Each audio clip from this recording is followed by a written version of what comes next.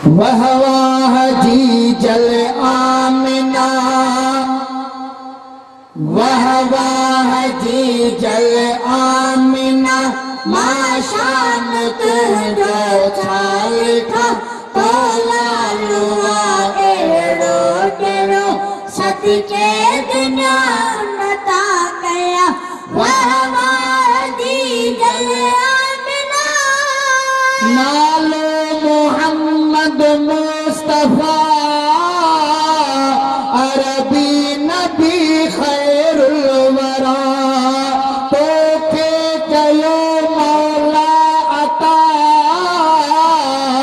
अहमद इमामुल अंबिया।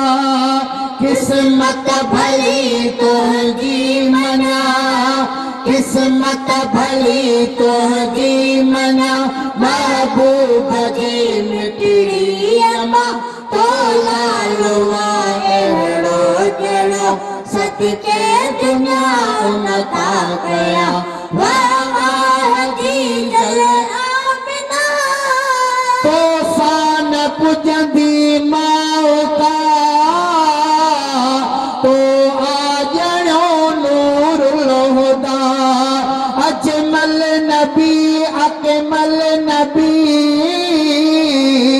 अफजल नबी माहिल का, रहबर रसूलुल्लाह जी,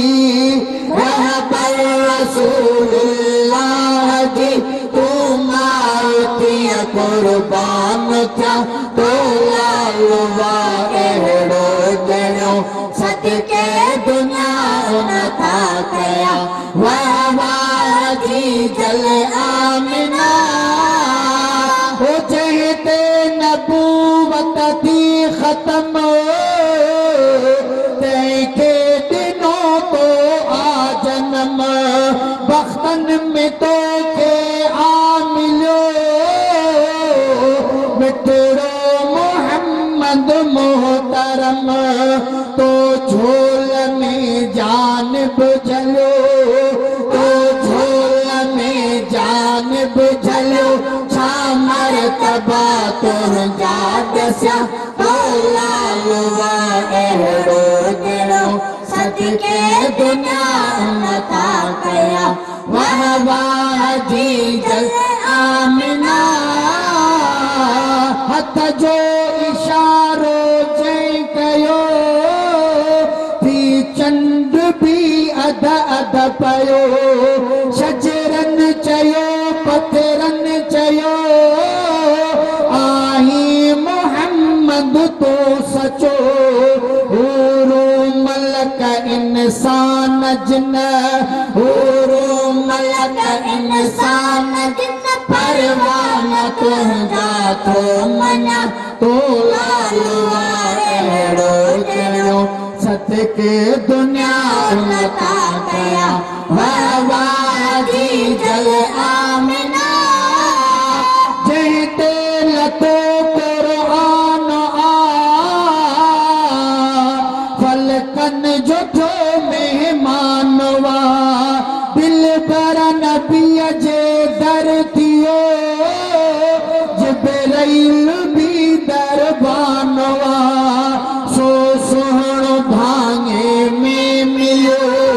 सो सोहणो भांगे में मिलो, लख लख मुबारक थो चवा तोला लुआ एड़ो टेड़ो सदके दुनिया उन्नता कया। वाह वाह जी जल आमिना,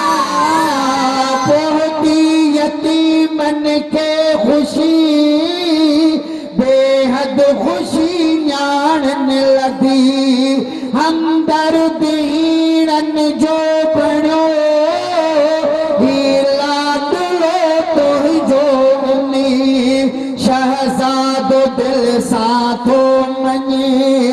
शहजादो दिल साथो मने, माण्हू बची विया भाई था तोला लुआ एड़ो टेड़ो सदके दुनिया उन्नता कया। वाह वाह जी जल